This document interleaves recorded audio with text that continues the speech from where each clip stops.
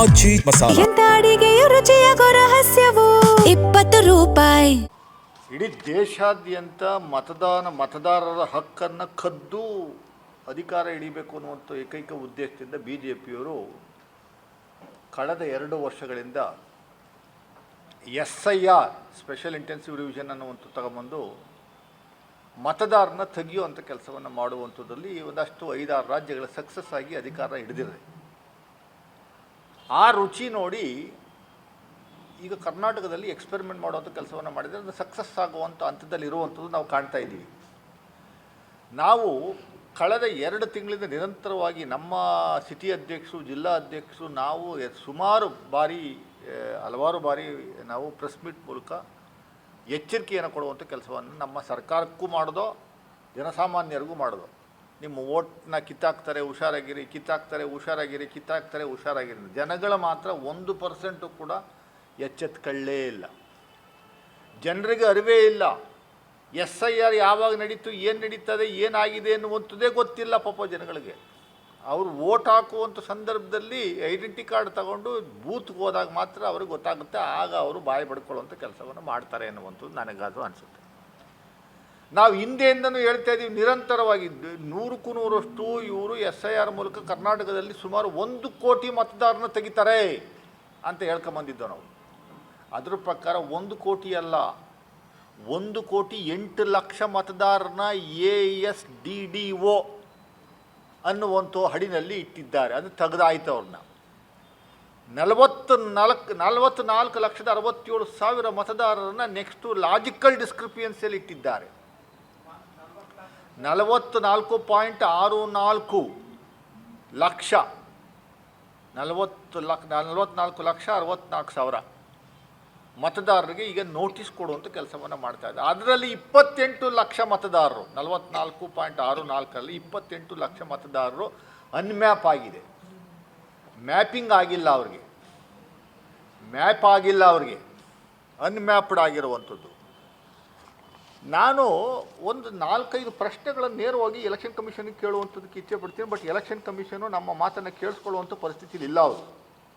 ಅವರು ನೇರವಾಗಿ election commission of India ಅವ್ರು ಏನು ಹೇಳ್ತಾರೆ ಆ ಇನ್ಸ್ಟ್ರಕ್ಷನ್ಸ್ನ ಚಾಚು ತಪ್ಪದೆ ಪಾಲನೆ ಮಾಡ್ತಾ ಇರುವಂಥದ್ದು ನಾವು ಕಾಣ್ತಾ ಇದ್ದೀವಿ. ಎಲೆಕ್ಷನ್ ಕಮಿಷನರು ಕರ್ನಾಟಕದ ಮುಖ್ಯಸ್ಥರಾಗಿರುವಂಥ ಅನುಭವ್ ಕುಮಾರ್ ಅವರು ಕೂಡ ಬಹುತೇಕ ದೊಡ್ಡ ಮಟ್ಟದಲ್ಲಿ ಸುಳ್ಳು ಹೇಳ್ತಾ ಇದ್ದಾರೆ, ಜನಗಳ ದಿಕ್ಕು ತಪ್ಪಿಸುವಂತ ಇರುವಂಥದ್ದು ನಾವು ಕಾಣ್ತಾ ಇದ್ದೀವಿ.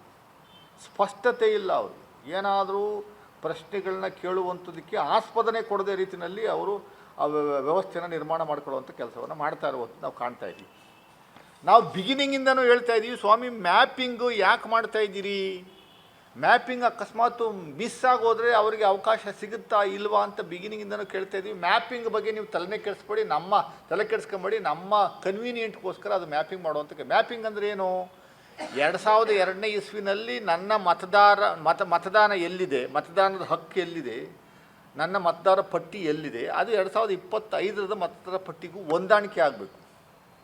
ಆ್ಯಸ್ ಇಟ್ ಈಸ್ 2002ರ ಪಟ್ಟಿನಲ್ಲಿ, ಮತದಾರ ಪಟ್ಟಿನಲ್ಲಿ ನನ್ನ ಹೆಸರು ಏನಿತ್ತು, ನಮ್ಮ ತಂದೆ ಹೆಸರು ಏನಿತ್ತು, ನನ್ನ ಏಜ್ ಎಷ್ಟಿತ್ತು, ಆಮೇಲೆ ನಾನು ಯಾವ ಪಾರ್ಟ್ ನಂಬರಲ್ಲಿದ್ದೆ, ಬೂತಲ್ಲಿದ್ದೆ, ಕರೆಕ್ಟಾಗಿ ಅವತ್ತಿನ ಎಪಿಕ್ ನಂಬರ್ ಸಮೇತ ಕರೆಕ್ಟಾಗಿ ಫಿಲಪ್ ಮಾಡುವಂಥ ಕೆಲಸವನ್ನು ಈ 2025ರಲ್ಲಿ ಕೊಟ್ಟಿರುವಂಥ ಎನ್ಯುಮರೇಷನ್ ಫಾರ್ಮಲ್ಲಿ ಬರೆಯುವಂಥ ಕೆಲಸವನ್ನು ಮಾಡಬೇಕಾಗಿತ್ತು ನಾವು.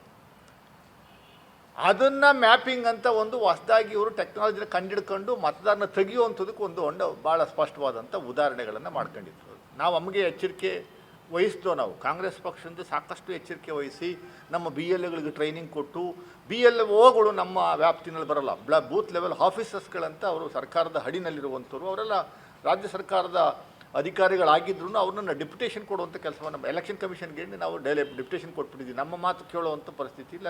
ಎಲ್ಲ ಅವ್ರ ಮಾತು ಅವ್ರು ಏನು ಹೇಳ್ತಾರೋ ಅದ್ರ ಪ್ರಕಾರ ಮಾಡುವಂಥದ್ದು.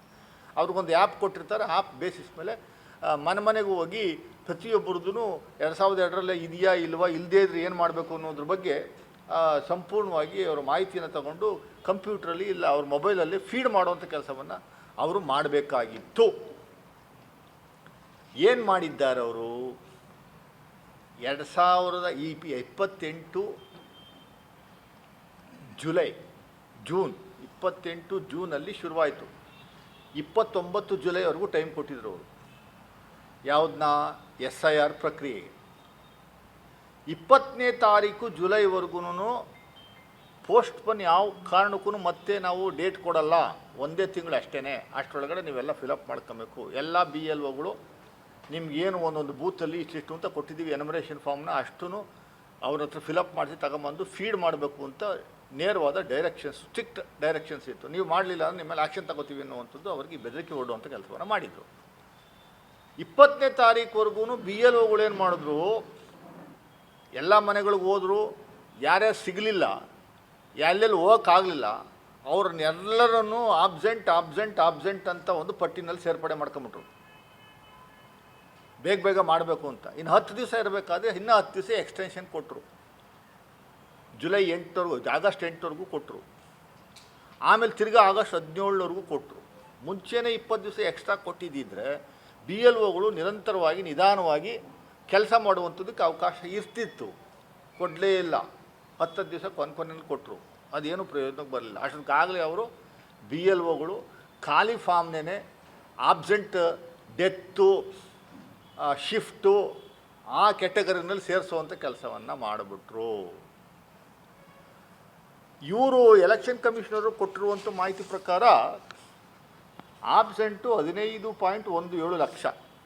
ಆಬ್ಸೆಂಟ್ ಅಂದರೆ ಏನು? ASDDO ಅಂದರೆ ಆಬ್ಸೆಂಟು, ಶಿಫ್ಟು, ಡಿಲೀಟೆಡ್ಡು ಅಲ್ಲ ಡೂಪ್ಲಿಕೇಟು, ಇಲ್ಲ ಡೆತ್ತು ಮತ್ತು ಅದರ್ಸ್. ASDDO ಅಂದರೆ A ಅಂದರೆ ಆಬ್ಸೆಂಟು, S ಅಂದರೆ ಶಿಫ್ಟ್ ಆಗಿರುವಂಥದ್ದು, ಒಂದು Dಗೆ ಡೂಪ್ಲಿಕೇಟು, ಇನ್ನೊಂದು Dಗೆ ಡೆತ್ತು, ಇನ್ನೊಂದುಗೆ Oಗೆ ಅದರ್ಸ್. ಆಬ್ಸೆಂಟ್ ಕಾಲಮಲ್ಲಿ ಇಡೀ ರಾಜ್ಯದಲ್ಲಿ 15.17 ಲಕ್ಷ ಮತದಾರರು ಆಬ್ಸೆಂಟ್ ಅಂತ ಬರೀತಾರೆ. ಆಬ್ಸೆಂಟ್ ಅಂದರೆ ಏನು? ಸ್ಪಷ್ಟತೆ ಕೊಡಬೇಕು ಕಮಿಷನರು. ಇವರು ಹೋದಾಗ ಮನೇಲಿರಲಿಲ್ಲ ಅಂತ ಅರ್ಥ. ಅದು ಇವನು BLO ಹೋದಾಗ ಮನೇಲಿರ್ತಾನೆ. ಯಾವ 24 hours ಹೆಂಗಸ್ ಥರ ಗಂಡಸರು ಎಲ್ಲ ಮನೇಲಿರ್ತಾರಲ್ಲ, ಹೆಂಗಸರು ಮನೇಲಿರ್ತಾರೆ. ಗಂಡ ಹೆಂಡತಿ ಇಬ್ಬರು ಕೆಲಸ ಮಾಡೋರು, ಬೆಳಗ್ಗೆ ಹೋದ್ರೆ ಸಾಯಂಕಾಲ ರಾತ್ರಿಗೆ ಬರ್ತಾರೆ. ಇವನು ಯಾವ BLO ಯಾವಾಗಲೂ 10 ಗಂಟೆಗೋ 11 ಗಂಟೆಗೋ 12 ಗಂಟೆಗೋ, ಯಾಕೆಂದ್ರೆ ಇವರು ವರ್ಕರ್ಸೇ. ಇವನು ಯಾವಾಗ ಫ್ರೀ ಇರುತ್ತೆ ಅವಾಗ ಹೋಗ್ತಾನೆ. ಬಾಗಿಲು ಹಾಕಿರ್ತದೆ. ಹೋಗಿಲ್ಲ ಸುಮಾರು ಕಡೆ 40-50% ಇವರು ಮನೆಗಳಿಗೆ ಹೋಗಿಲ್ಲ BLOಗಳು. ಸುಮ್ಮನೆ ಏನೋ ಒಂದು ಚೀಟಿನ ಕೆಲವು ಕಡೆ ಅಂಟಿಸವ್ರೆ. ಬಂದಿರುವಂಥದ್ದಕ್ಕೆ ಒಂದು ಸ್ಲಿಪ್ ಅಂಟಿಸುವಂಥದ್ದಕ್ಕೆ ಒಂದಿದೆ. ಎಲ್ಲ ಮನೆಗಳಿಗೆ ಎಲ್ಲ ಅಂಟಿಸವ್ರೆ. ಫೋಟೋ ತೊಗೊಂಡಿದ್ದೀರಾ? ಇದು 15.17 ಲಕ್ಷ ಮತದಾರನ ಹುಡುಕಿ ತೆಗ್ದವ್ರೆ ಆಬ್ಸೆಂಟು ಅಂತ. ಯಾರ್ಯಾರು ಕಾಂಗ್ರೆಸ್ ಮತದಾರರಿದ್ದಾರೆ ಅವ್ರನ್ನ RSSನವರೇ ಹುಡುಕಿ BLOಗಳಿಗೆ ಡೈರೆಕ್ಷನ್ಸ್ ಕೊಟ್ಟು, ಯಾಕೆಂದರೆ ಇದು ಸಂಪೂರ್ಣವಾದ ಪ್ರಕ್ರಿಯೆ, ಕಂಪ್ಯೂಟ್ರಲ್ಲಿ ಮಾಡುವಂಥ ಪ್ರಕ್ರಿಯೆ ಪ್ರೈವೇಟ್ ಏಜೆನ್ಸಿ ಹೈದರಾಬಾದ್ನವನಿಗೆ ಕೊಟ್ಟವ್ರೆ. ಸರ್ಕಾರ ಮಾಡ್ತಾ ಇಲ್ಲ. ಅವನು ಹೈದರಾಬಾದ್ನವನು ಇವನು ಏನು ಫೀಡ್ ಮಾಡ್ತಾನೆ ಅದನ್ನು ಯಾವ್ದು ಉಳಿಸ್ಕೊಬೇಕು ಯಾವ್ದನ್ನ ಬಿಡಬೇಕು ಅನ್ನುವಂಥದ್ದು ಅವನು ತೀರ್ಮಾನ ಮಾಡ್ತಾನೆ, ಪ್ರೈವೇಟ್ನವನು. ಆ ಪ್ರೈವೇಟ್ನವನಿಗೆ RSSನವ್ರು ಡೈರೆಕ್ಷನ್ಸ್ ಕೊಡ್ತಾರೆ. ಪ್ರಚಾರಕ್ಕಂತ ಒಂದು ಪೇಜ್ ಪ್ರಮುಖ ಅಂತ ಒಂದೊಂದು ಪೇಜ್ಗೆ ಒಬ್ಬೊಬ್ಬನ ಇಟ್ಕೊಂಡವ್ರು RSSನವರು. ಅವರು ಪಟ್ಟಿ ಕಳಿಸ್ತಾರೆ, ಈ ಸೀರಿಯಲ್ ನಂಬರ್ ತೆಗಿರಿ, ಈ ಸೀರಿಯಲ್ ನಂಬರ್ ಇಲ್ಲಿಗೆ ಹಾಕಿ ಅಲ್ಲಿಗೆ ಹಾಕಿ ಅಂತ.